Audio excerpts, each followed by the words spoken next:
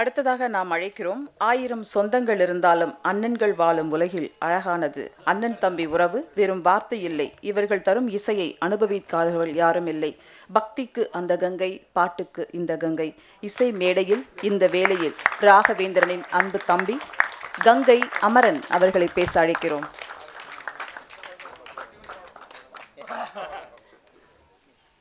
அனைவருக்கும் இனிய மாலை நேரத்து வாழ்த்துக்கள், வணக்கங்கள்.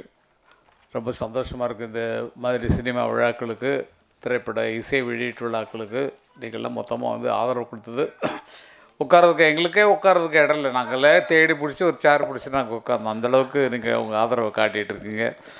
பத்திரிகை நண்பர்கள்லாம் ரொம்ப காத்துட்ருக்குறீங்க, ஏதாவது சூடாக செய்திகள் இருப்பான்னு. ஒன்று அதெல்லாம் வாயை மூடிக்கணும், நம்ம மேலே ஒன்றும் பேசக்கூடாது. இந்த நிகழ்ச்சியை பொறுத்த வரைக்கும் நான் இங்கே வந்தது காரணம் பிரகாஷ் அவர்கள் தான். ஏன்னா வந்து அவங்க வீட்டு ஃபங்க்ஷனுக்கு என்னை அழைச்சிருந்தாங்க. அழைச்ச போது அவங்க குடும்பத்தின் பாசத்தில் திக்கு முக்காடி போனேன் நான் வந்து. அப்போ சொன்னார், எனக்கு வேண்டியவர் ஒரு படம் எடுத்திருக்காரு, அந்த படத்துக்கு நீங்கள் வரணும்னு சொல்லி கேட்டதுனால இல்லை, அவர் வார்த்தையை மறுக்க முடியாமல் நான் அங்கே வந்தேன். இந்த ஒரு பெரிய சந்தோஷம் என்னென்னா, ஸ்ரீகாந்த் நாங்கள்லாம் ஒரே குடும்பத்தை சேர்ந்தவர்கள். நாங்கள் சம்மந்திகள்னால் அவங்க வீடு எங்கள் வீடு சம்மந்தப்பட்ட ஃபேமிலி. நாங்கள் ரொம்ப சந்தோஷமாக இருந்தது அவர் பாடல்களை பார்க்கும்போது. தாலாட்டு பாட்டு ரொம்ப ஃபஸ்ட் கிளாஸ், டியூன் ரொம்ப நல்லா இருந்தது, ரொம்ப நல்லா மனசு தொடுற மாதிரி இருந்தது. ரொம்ப நன்றி. என்னை பார்த்துட்டு விட்டார். அப்போ நான் குற்றமா என்ன இப்படி சொல்கிறீங்க பேரரசு? ஓகே இல்லை, ரொம்ப நெருங்கிய நண்பர்கள். எனக்கு பேரரசனுடைய அறிவு ஆற்றல் எனக்கு ரொம்ப பிடிக்கும். அதேமாதிரி ராஜகுமாரன் அவர்கள், எல்லார் பற்றியும் சொல்கிறது இருந்தால் அவ்வளோ அருமையாக சொல்லலாம். அரவிந்த் ராஜ் அவர்கள் ரொம்ப ரொம்ப திக்கஸ்ட், நிறைய சாதனைகளை உருவாக்கியவர்கள் இவங்கெல்லாம். அந்த மாதிரி ஒரு ஆட்கள். அது அந்த டைம், அந்த நேர காலம் முடிஞ்சது. இப்போ நான் கூட தான் கோழி கூதுன்னு படம் எடுத்தேன், கரகாட்டக்காரன் எடுத்தேன், சின்னவர்னு எடுத்தேன், ஒரு 18 படம் வரைக்கும் டைரக்ட் பண்ணிருக்கேன். இப்போ ஏன் சும்மா இருக்கேன் அப்படின்னா, பிள்ளைங்கள்ட்ட பொறுப்பு படிச்சிட்டோம். அடுத்த ஜென்ரேஷனை பார்த்துக்குங்க சொல்லிட்டு உட்காந்துட்டு கதைக்கு ஐடியா சொல்கிறதில்ல. அதனால தான் அவங்க படம் நல்லாயிருக்கு.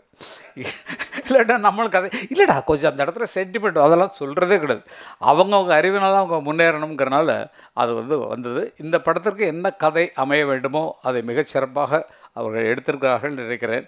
எனக்கு இந்த மாதிரி நிகழ்ச்சிகளில் வரும்போது ஒன்று மனசில் என்ன தோணுன்னா, ஒரு சென்டிமெண்ட் சீன் ஒன்று போட்டுக்கலாம். நம்ம இப்போ இதில் போடுறோம், யூடியூப்பில் போடுற மாதிரி சீன்ஸு, அந்த மாதிரி ஒரு சென்டிமெண்ட் சீனை அவங்க ரீரெக்கார்டிங் கூட என்ன இப்படி பண்ணிட்டேன் நின்று பண்ண அதோட கட் பண்ணிங்க. அப்புறம் ஒரு காமெடி சீன், 2 வாழைப்பழம் வாங்கிட்டு சொன்னேன் எங்கடா இன்னொன்று அப்படின்னு சொல்லி, அந்த மாதிரி ஒரு சின்ன சமாச்சாரங்களை ஒரு ட்ரெய்லர் மாதிரி சீன்ஸும் போட்டிங்கன்னா, என்ன பாட்டில் எல்லாம் குதிக்க செய்வாங்க. அதுக்கு அந்த மாதிரி இனிமேல் வரக்கூடியவர்கள் இது ஒரு அறிவுரையாக எடுத்துக்கிறதுல சும்மா எனக்கு தோன்றதில்ல, கண்ணாபண்ணு நான் சொல்லி தான் தருவேன். என்ன இல்லை, வெறும் பாடல்களில் பார்க்குறோம், அதே நேரத்தில் இன்ட்ரெஸ்டிங் சீனில் கொஞ்சம் போடுவதற்கு இனிமேல் தயாரிப்பாளர்கள் முயற்சி பண்ணணும் அப்படிங்கிறது பேரரசு அவர்கள் சொல்ல வேண்டிய வார்த்தையை நான் சொல்கிறேன். நீங்கள் சொல்லி இந்த மாதிரி போட சொல்லலாம். டைரக்டர்கள் மற்றவங்களுக்கு கொஞ்சம் ஐடியா சொல்லி கொண்டு வரணும். குழந்தை ரொம்ப நல்லா ஆக்ட் பண்ணுறது, நல்ல லிப் மூமெண்ட்லாம் ரொம்ப நல்லா பண்ணுறது, ரொம்ப ரொம்ப ரொம்ப நல்ல சின்ன குழந்தை, அவ்வளோ அருமையாக பண்ணிருக்கு. வேறு யாரை பற்றி ஆரத்தியா ஐயோ, அது அழகாக இருக்காங்க. நல்லா அழகாக இருக்காங்க. படத்துலேயும் நல்லா அழகாக இருந்தாங்க. நம்ம இல்லை ஹீரோயின் தாங்க. நீங்கள் நான் சொல்கிறேன், நான் ஏன்னா ஹீரோயின் அவ்வளோ நல்லா இருக்காங்க, நல்லா பேசுனாங்க, நல்லா நிறைய படம் பண்ணிருக்காங்க. நல்லா நமக்கு இன்றைக்கி ஒரு மேடையில் கொஞ்சம் அட்ராக்ஷனாக இருந்து அவங்க நமக்கு அவங்க இது பண்ணாங்க. நல்லா வரணும், என்னுடைய வாழ்த்துக்கள்மா. சும்மா ஜாலிக்காக அதெல்லாம் பேசுகிறேன். ஹீரோ ரிஷி ஜி பிரமாதம், ஃபஸ்ட் கிளாஸாக பண்ணிட்டுருக்குறீங்க. பாட்டில் தான் பார்த்தோம், சீனில் பார்த்து தான் நாங்கள் மார்க் போடுவோம். அதுக்கு தான் இந்த சீன்லாம் போட சொன்னேன். நீங்கள் நடித்த ஒரு சென்டிமெண்ட் சீனு, ஒரு ஃபைட் சீனு அப்படின்னு போட்டுக்கலாம். ஓகே, எதுவாக இருந்தாலும் இது குற்றமாக நீங்கள் எடுத்துக்கொள்ளக்கூடாது. இது ஒரு அறிவுரையாக நீங்கள் எடுத்துக்கொள்ள வேண்டும். இந்த குடும்பத்திலே நான் பழக்கப்படுறதுக்கு காரணம் மஞ்சள் சுவாமிகள். அவங்க ஊருக்கு அழைச்சி என்னை கௌரவப்படுத்துகிறாங்க. ஊரில் அவங்க கர்நாடகாவில் இருக்கக்கூடிய ஒரு இடத்துல கூப்பிட்டு அங்கே உள்ள நிகழ்ச்சியில் கலந்துக்க வச்சாங்க. நல்ல விருந்துகள்லாம் போட்டு நல்லா கவனிச்சாங்க. அங்கேருந்து மூகாம்பிகைலாம் போகிறதுக்கு அருமையான வழிகள் பண்ணாங்க. இன்றைக்கு பார்த்தா அவ்வளோ சுவாமிஜியாக இருந்தாலும் அவருக்கு சினிமா வட்டாரங்களில் இருக்கக்கூடிய ஃப்ரெண்ட்ஷிப்பை நினச்சி பார்க்குறேன். ஃபுல்லாக சினிமா ஆட்களில் அத்தனை பேரும் அவருக்கு பழக்கமாகக்கூடிய ஒரு நிலைமையில் இருக்கிறது. எனக்கு ரொம்ப தினம் பேசிக்குவோம் நாங்கள். அந்த மாதிரி ஒரு உறவுகளை சொல்ல வரைக்கும் அது சமாச்சாரம். படத்தை பற்றி ஒன்றும் சொல்ல தேவையில்லை. நிச்சயமாக வெளிவரும்போது ஸ்ரீகாந்த் தேவாவோட மியூசிக்கில் இன்னும் இந்த படம் இன்னும் பல உயரங்களை தாண்டும் அப்படிங்கிறது நிச்சயமாக ரீ ரெக்கார்டிங் பண்ணுவாங்க. சாங்கிலே நம்ம 2 ஊரில் தொழில் குதிச்சோம். அதனால் அது பின்னணியில் இருக்கிறது முன்னணி கொண்டு வர்றது இசையமைப்பாளர்களின் பொறுப்பு. அதில் இருக்கிற நாங்கள்லாம் இருக்கிறோம்னு நினைக்கும் போது எங்கள் சொந்தமெல்லாம் இருக்குன்னு போது அது வந்து ரொம்ப சந்தோஷமாக இருந்தது. இவ்வளவு முன்னால் நான் பேசுகிறதுக்கு காரணம் என்னென்னா, நான் இருக்கிறது வந்து ரஜினிகாந்த் தோட்டம் இருக்கு இல்லைங்களா, அது நாவலூர் தாண்டி அங்கே தான் என்னோடய வீடு. அதுக்கு முன்னால் ஒரு தோஹா பேங்க்கு சிஇஓட வீட்டு பர்த்டே ஒன்று, அதுக்கு கொஞ்சம் போயிட்டு போகணும் அப்படிங்கிறனால நான் அங்கேருந்து போகிறதுக்கு 2-2.5 மணி நேரம் ஆகிடும். அதுக்காக தான் கொஞ்சம் முன்னால் பேசிட்டு போகிறேன். இப்போ என்னத்தை பேச போகிறோம் அவ்வளோதான். அது வந்திருக்கவங்க எல்லாருக்கும் அவங்க பேர் சொல்லுவாங்க. உங்கள்கிட்ட பேர் கேட்டுறலாம். உங்கள் பேர் என்ன? உங்கள் பேர் என்ன சார்? தாடி செலில் அவர்களுக்கு வரவேற்பு தெரிவிக்கிறேன். நீங்கள் உங்கள் பேர் சொல்லுங்கள். உங்கள் பேர் சார்? ஐஸ்வர்யா அவர்களை வரவேற்க நாங்கள் கடமைப்பட்டுருக்கிறோம். இதே போல் கேட்டால் எல்லாத்தையும் கேட்கலாம். ஆக எத்தனை பேர் விடக்கூடாதுங்கிற ஒரு எண்ணம் வச்சுருக்கோம் பார்த்தீங்களா? எத்தனை பேர் கண்ணா போடிக்கார பையன் சந்திராயன் அவர்கள் போடி, எங்கள் ஊர் பக்கத்து ஊர். பழைய பண்ணப்புறம் சின்னத்தாய் பெத்த மகன் புச்சமுத்து ஏரியா பக்கத்து ஊர். நாங்கள்லாம் வந்து அவர் உயரத்தை பார்க்கணும் நல்லா. ஆனால் அந்த இதில் வந்து என்ன குடும்பமா அது? இல்லை அதில் இதுமா நீங்கள் ஒரு இதில் இந்த கூரையிலேருந்து தப்பிச்சு ஓடி இருந்தீங்களா ஒரு ஷோவில், பிக் பாஸ். என்ன அவ்வளோ பயம் கூரையில் ஏறி ஓடுற அளவுக்கு உங்களை ஆள் போட்டு அடிச்சிட்டாங்களா? அது பெரிய கதை. அதெல்லாம் சொல்லிடுங்க என்ன நடந்ததுன்னு சொன்னால் தானே அடுத்து வந்து தப்பிச்சு ஓட பார்க்குறாரு. கரெக்டாக பிடிச்சிட்டாங்க, ஆளை பிடிச்சிட்டாங்க, எங்கே போகிறா என்ன. அது மாதிரி அது நிஜமாக உள்ளதெல்லாம் நிறைய சோதனை மேல் சோதனைலாம் போதும்டா சாமிட்டு இருந்திருப்பார்னு நினைக்கிறேன்.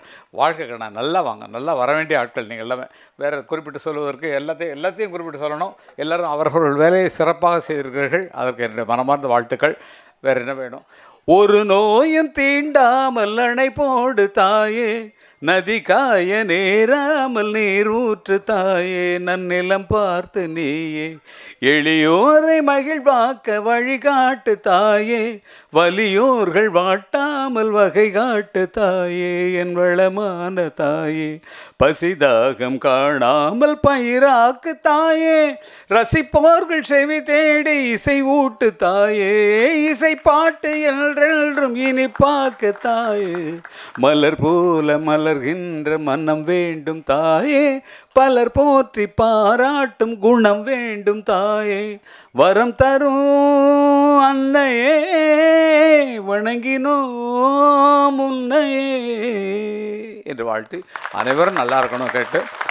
எதுக்கு நான் அந்த பாட்டு பாடினேன்னா, இப்போது அகில உலகமெல்லாம் இசை நிகழ்ச்சி நடத்தி கொண்டிருக்கிறார்கள். தேவா அவர்களும் ஸ்ரீகாந்த் அவர்களும் சேர்ந்து. அவங்களுக்கே நான் ஒரு 5-6-10 பாட்டு பாடிருப்பேன். என்னை கூப்பிட்டு போக மாட்டேங்கிறாங்க கொஞ்சம். அதுக்கு தான் அவர் முன்னால் இந்த வயசில் நான் பாடுறேன்னு சொல்லி காட்டிக்கிட்டேன். அதனால் பார்த்துக்கம்மா. ஓகே, அப்பா பேர் போட்டிருந்தாங்க. ரொம்ப சந்தோஷம். இன்றைக்கி சந்திப்பேன்ற ஒரு உற்சாகத்தில் இருந்தேன். அதனால் வீட்டுக்கு வந்து பார்க்கணும். ஓகே, ரொம்ப நன்றி. உங்களை எல்லாம் வீட்டில் வந்து சந்திக்கிறேன். நன்றி. தேங்க்யூ. சொல்லுங்கண்ணா. யாருக்கு? ஸ்ரீகாந்த் கண்ணா. இதுக்கு கூட ஒரு பெரிய சாட்சி வேணும் உங்கள் மனசுக்கு. 1,04,000 ரூபா அவருடைய குழந்தைக்கு காலேஜுக்காக கட்டிருக்காரு. அந்த மாதிரி இது ஒன்று தான் உதாரணம். மற்றவங்களாம் சொல்லலை. மற்றவங்களாம் இதுக்கு பின்னால் பெரிய லிஸ்ட்டு நிச்சயமாக இருக்கும். அப்படி தான் வாழ்ந்தால் நமக்காகவும் வாழ்ந்து மற்றவர்களுக்காகவும் வாழ வேண்டும் என்பதற்காக உதாரணமாக வளர்ந்து கொண்டிருக்கிறார். இதே எண்ணம் தொடரட்டும், வாழட்டும், வந்து குஞ்சிட்டே இருக்கும். கொடுக்க உங்களுக்கு வளர்ந்துட்டே இருக்கும். அப்படி தான் இருக்கீங்க பார்த்துக்கோங்க. ஆகையால் அத்தனை பேருக்கும் நன்றி சென்றதுக்குள்ளே அரவிந்த் சாருக்கு ஒரு சாங் எழுதுனா அது வந்துச்சு சார். ஓகே.